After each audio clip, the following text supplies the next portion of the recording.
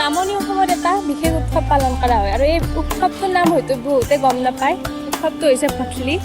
ভঠলি বিশেষকৈ বহাগৰ মাহত পালন কৰা হয় আৰু ইয়াৰ আৰম্ভণি হয় হাজোৰ ৰামদিয়াৰ পৰা। আৰু এই উৎসৱটো বিশেষকৈ কামৰূপ, বাক্সা, নলবাৰী এইবিলাকত পালন কৰা হয়, কিন্তু প্ৰথমতে হাজোৰ ৰামদিয়াৰ পৰা আৰম্ভ হয় বুলি আমি গম পাওঁ। আৰু নলবাৰী জিলাৰ বালিলেচা কালী মন্দিৰত ভঠলিৰ আৰম্ভ হয় বুলি আমি গম পাওঁ।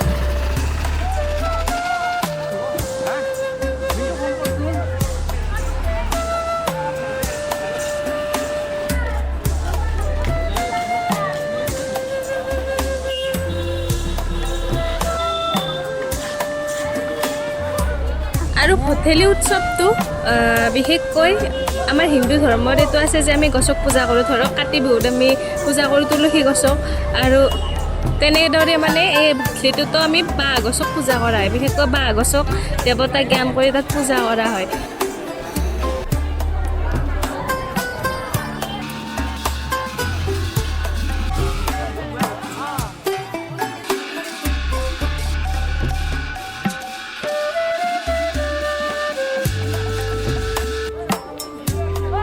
আৰু ইয়াত বিশেষকৈ ঘৰুৱা শাক পাচলি যেনে ঢেকীয়া, চজনা বা আদা, নহৰু, হালধি এইগিলাখান মানে বেছি কৰি বিক্ৰী হয়। আৰু মিঠাইৰ দোকান বেছি কৰি আহে, ষ্টেচনাৰী দোকান এইগিলাও আহে, আৰু স্থানীয় বাসিন্দাবিলাকে মানে এই দোকানবিলাক দিয়ে ইয়াতে।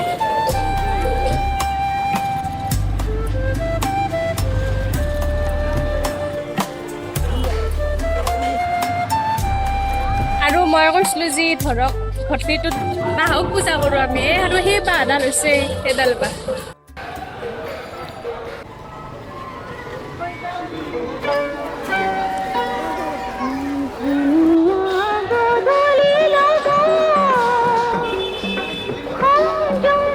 আৰু ভঠেলি ডাঙৰ ডাঙৰ চহৰবিলাকত নহয়, বিশেষকৈ এই গাঁও অঞ্চলৰ এই সৰু সৰু চকবিলাকত ভঠেলি পালন কৰা হয়।